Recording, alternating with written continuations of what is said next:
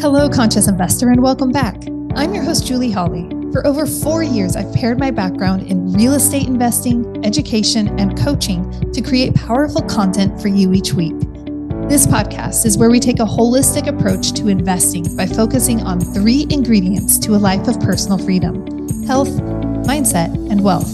We'll talk about everything from passive investing through syndication and how to use your retirement accounts to boost your investing, to mineral balancing and gut-brain health, and into topics that cultivate your inner strength and resilience so you can thrive regardless of any of life's current events. And yes, those are all episodes currently available and linked in the show notes below. Join me each Monday for a mindset episode and later in the week for an interview with expert investors and health professionals so that you can experience your greatest health, strongest mindset, and build the wisest wealth.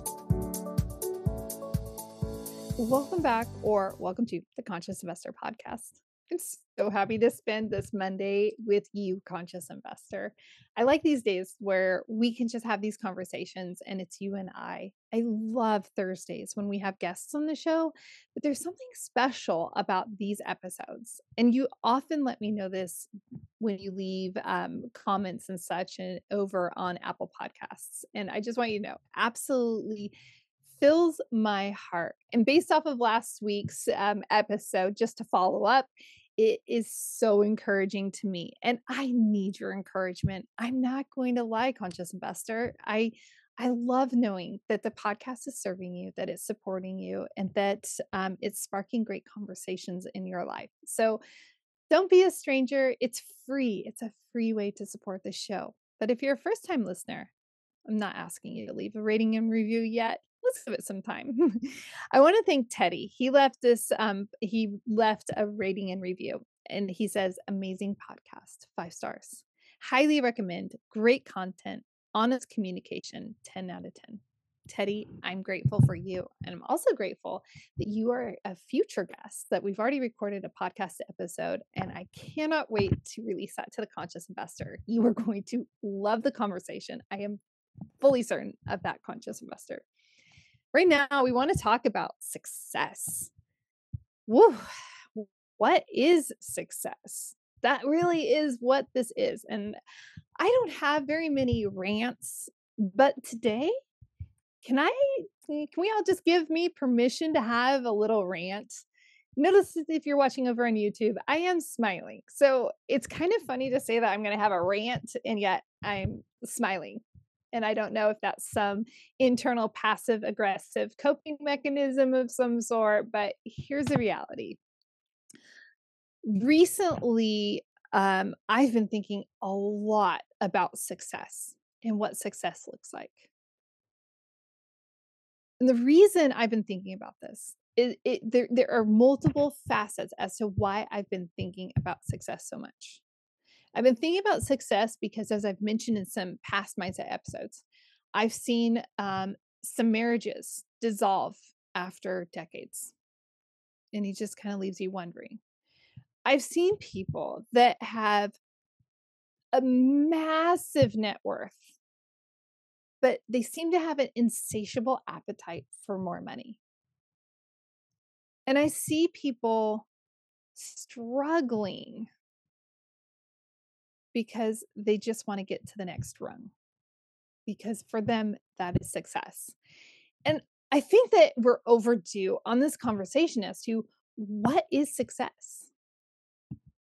It could be, if you're a student, what grades do you have to be successful? I mean, the world says A's are successful, but is that actually success? I would actually suggest no, it's not success. And we can have success at every single grade, which sounds crazy for a former public school teacher to say that, I'm sure.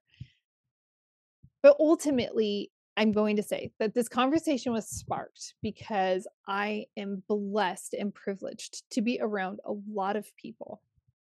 I love the fact that I'm around so many amazing people. And recently, I was around someone who was filled with name dropping and concept dropping. And when I'm around people like that, I actually just like sit back because anytime I tried to enter the conversation, there was just no point. And I was listening to the direction of this conversation over time. And this conversation was very much filled on more, more, more, more. It seemed like an insatiable amount of more.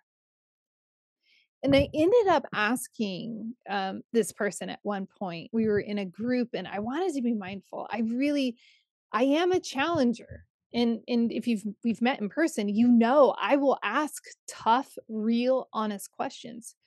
But I always like to make sure that when I'm asking those questions, it's coming from a sincere, genuine position of curiosity, of wonder, of support. I don't want to do it from antagonism or judgmentalism, or I want to make sure that I'm coming from from a good position, what I would consider a good position.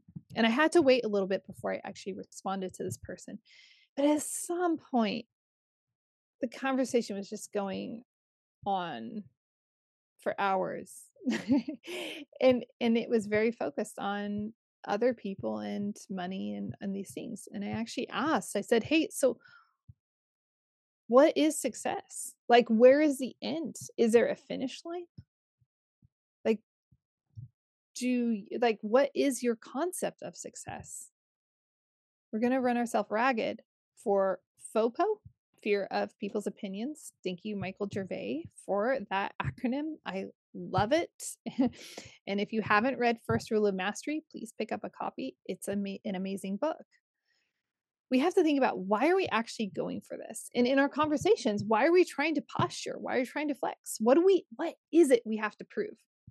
Over the years, I've realized, like, I don't have anything to prove to anybody.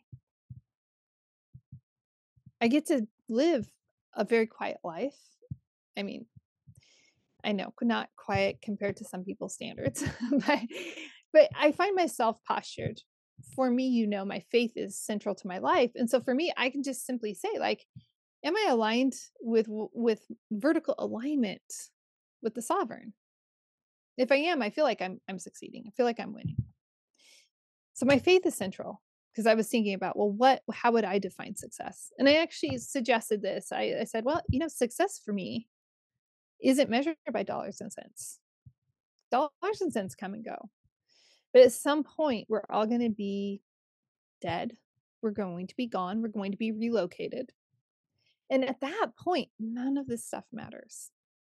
And for those of us who, I'm not one of them, so I guess for those, I don't think that you're on this bandwagon either, conscious investor. But for those who think that they're going to pass along legacy or generational wealth, the reality is that 90% of that is lost by the third generation. So I think it's 40% is lost. So let's just say you and we transfer our wealth to our kids. Well, 40% of our kids are going to lose the wealth. And then the other 50% is lost when they pass it down to their kids. So only 10% of wealth is actually goes through legacy wealth. There's a lot of care and consideration when it comes to actually building generational legacy wealth, as I think many of us conceptualize it. So it's like, okay, how much money do we really need?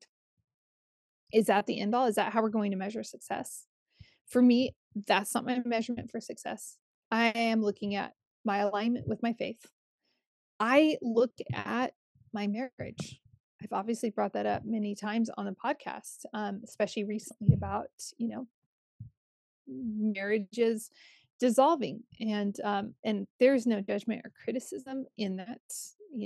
You've been listening, conscious investor, that I have a previous marriage in my past, so I'm not judging anyone. But I've come to this new position in life, and maybe this is just because of the years that I've been blessed to live and experiences that Super Rad Steve and I have had, where our marriage could have dissolved and failed. It technically, it did fail.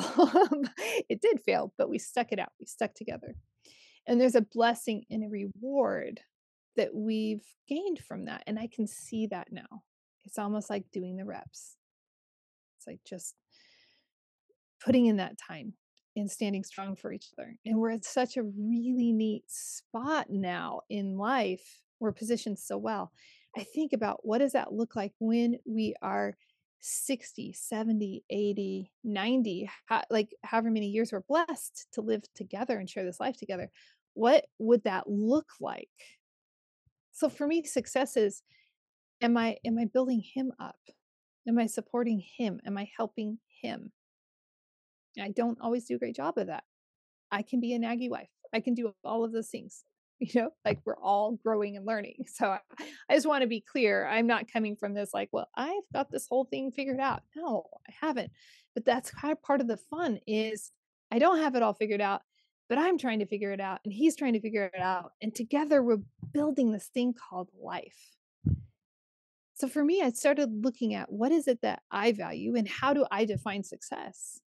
And no amount of money can buy love. I think Patrick Dempsey proved that in the movie in the 80s, right? Can't buy me love. It's true. Can't buy me love. Like, and there's something sweet and powerful and beautiful about somebody who is willing to share life with you, even when you're an super ugly mess. Now, I'm not talking about physically ugly mess. I'm talking about like internally catastrophic. Like at some point, you're going to go through some toxic moments where you're the toxic one. And I just can't think of a person who doesn't go through those moments at some point in life.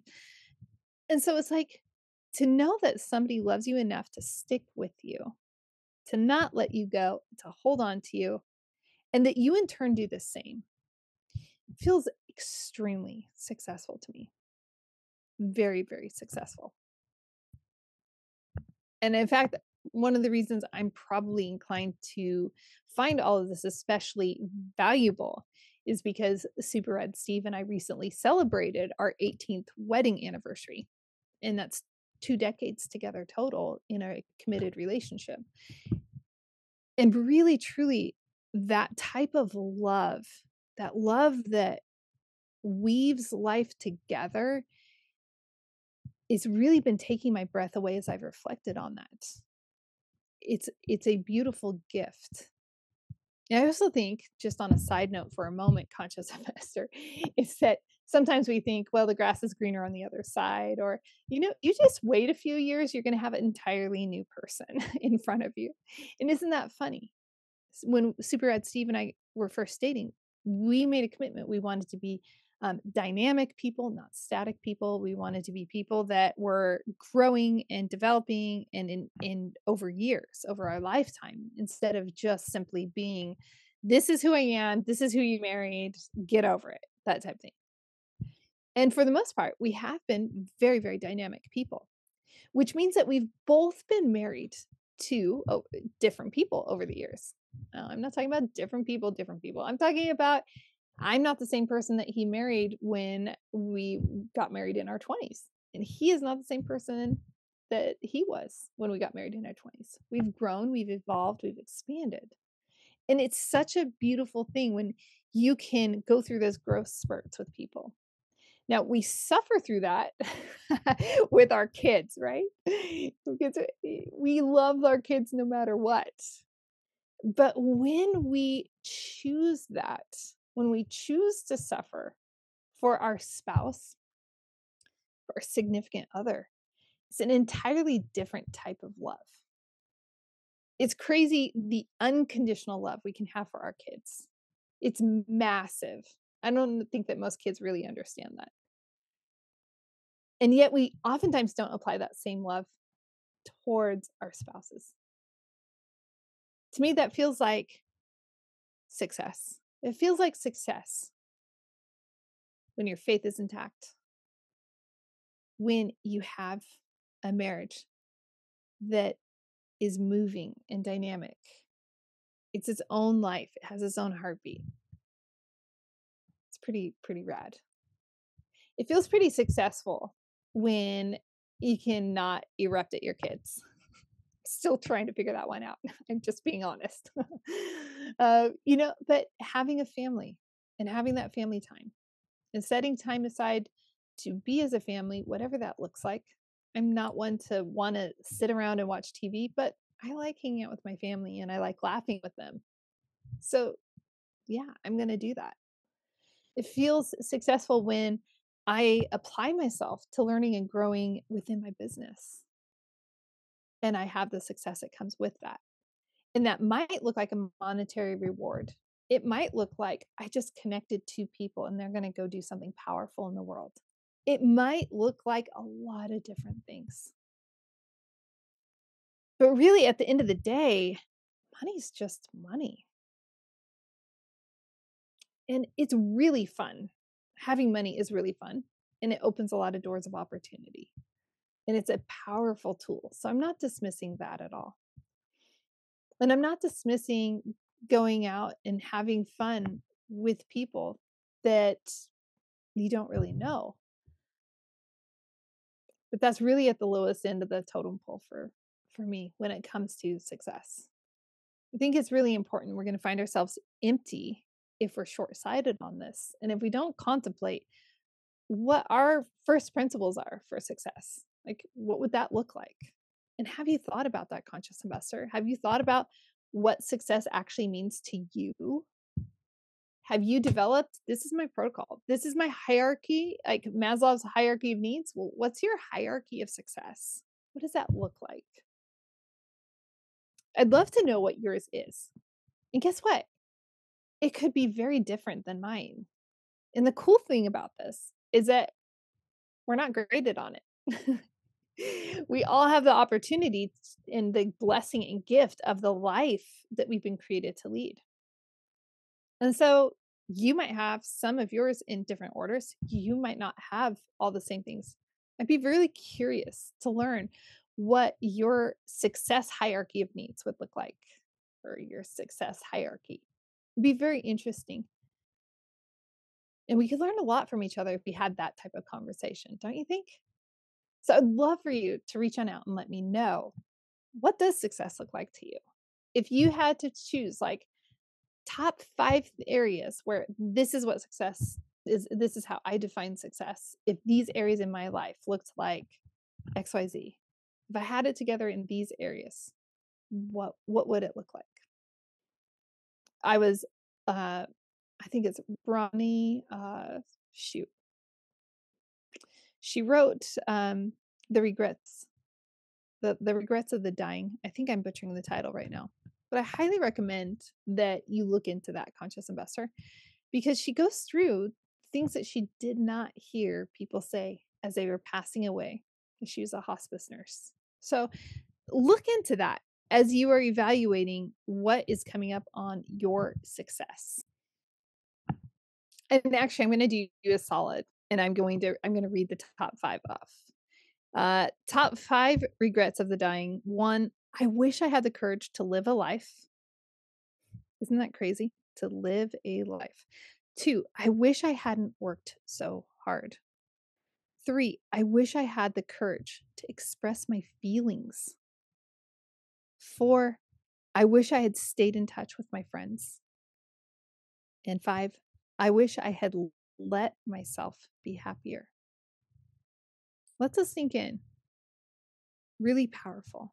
Conscious investor, you are amazing and you are a gift in my life. And I appreciate that we get to spend Mondays together, that we can dive into some of these topics that, you might not have these type of conversations on a regular basis. And maybe this is spurring you on. Super rad. Steve and I have probably some of the most bizarre conversations because we're talking about a lot of these things all the time.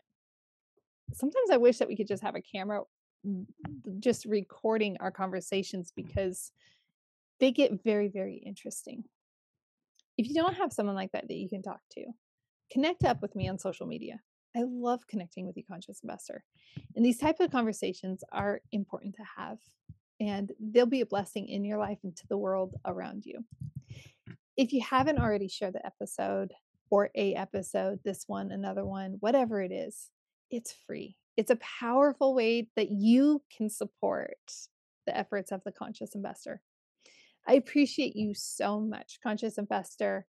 Until next time, Cheers to your health, your mindset, and your wealth.